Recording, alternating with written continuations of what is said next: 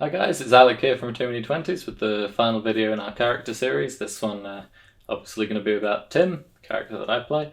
Kind of wishing that I'd gone first on this, because then my lockdown hair wouldn't be quite as terrible. Going to go through a couple of questions that people have sent in about Tim, hopefully come up with some interesting answers for you. I'll be amazed if I do, considering that when I went into the campaign for Tim, I literally had, he is a big tortoise man who gets angry. He has a silly voice. Didn't do quite as much prep work as some of the others.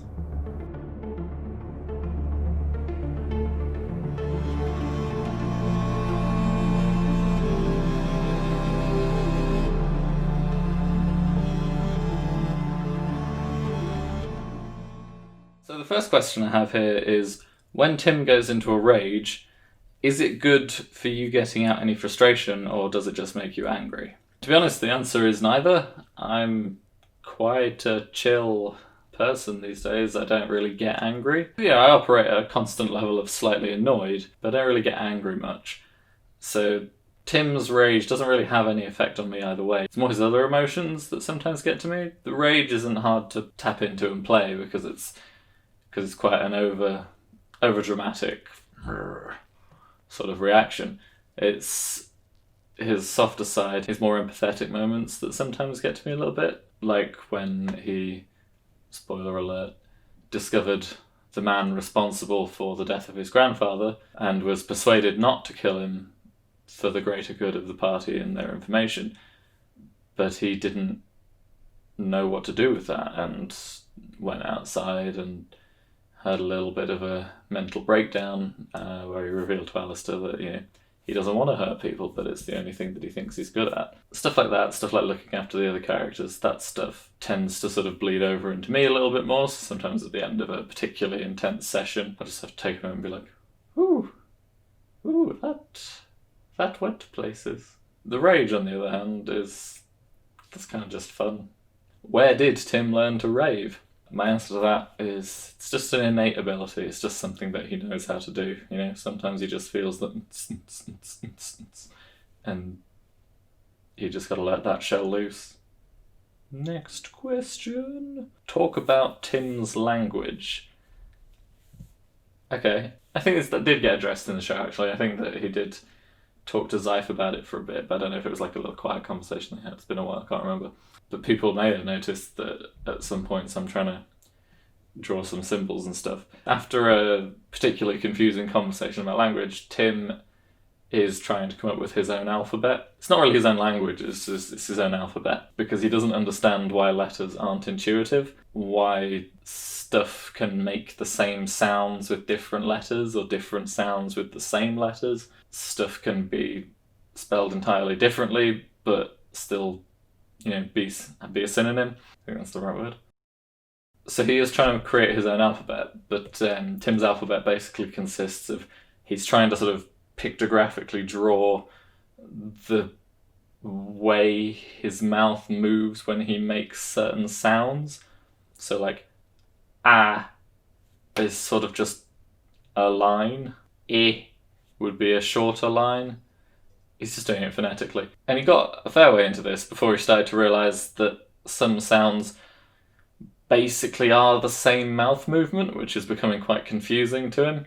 Thinking about it, if he understood numbers better, he'd probably sort of like number them so that it's like 1 line, 2 line, 3 line for like I.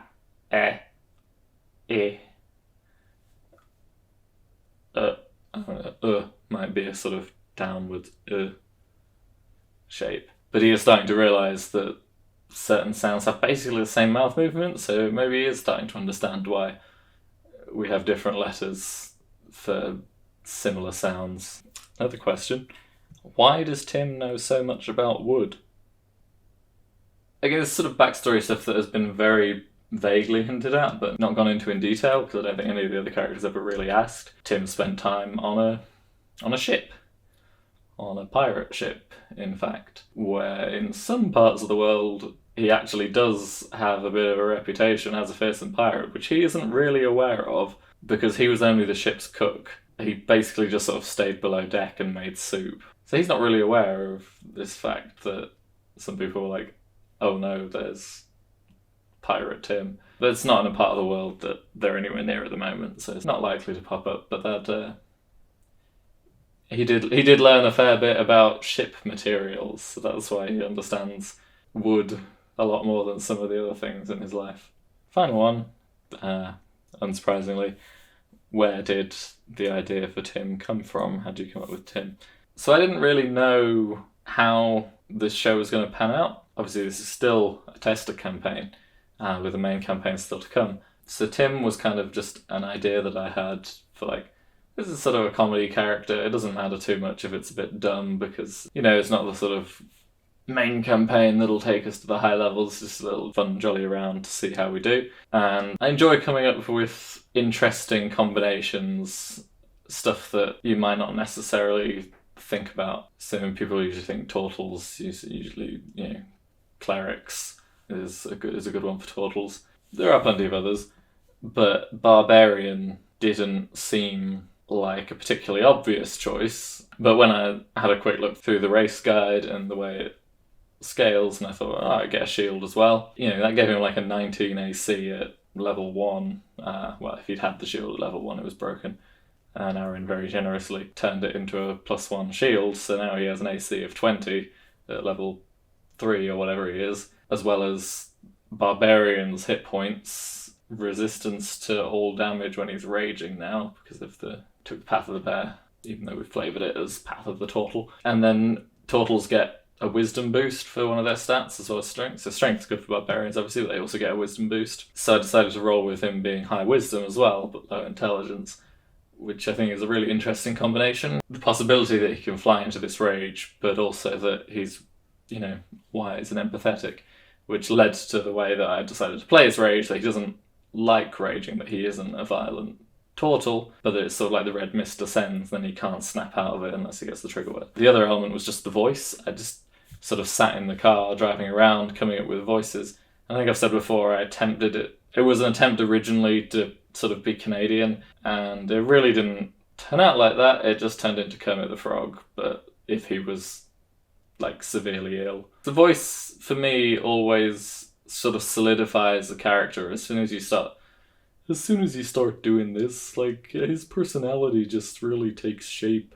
You can kind of just tell what sort of person he is from the way that he talks. Yeah, I like doing voices, and I think that voice work isn't everybody's cup of tea. If you don't feel comfortable doing voices, then that's fine. That's no bad thing. But I would encourage everyone who is a player and enjoys, especially the role-playing aspect of D&D, to practice doing voices. Just, when you're on your own, driving around in the shower, slowly practice talking in a different accent, put emphasis in different places. It doesn't matter if it's good, especially if it's a role-playing D&D thing, because your accent can really be anything. You're not trying to be perfectly accurate like it's a film or anything.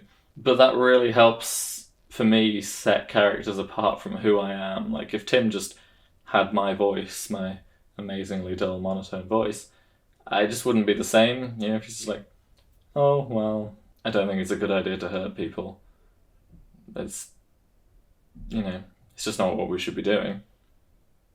It just doesn't feel the same as like, oh, well, I don't think that we should be hurting people. It's just not something we should be doing.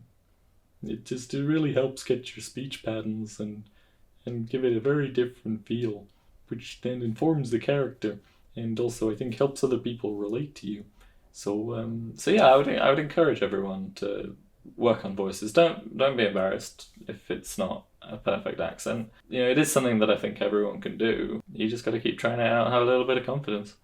Well, I've rambled for a little while there. I think that's probably enough from me. I hope that gave you a little bit of an insight into Tim, and also into the way that I think about characters. Hopefully we'll be back reasonably soon, actually filming proper episodes of the show. I know everyone is sort of champing at the bit to get back into it, because it feels like we're very close to a denouement, as it were.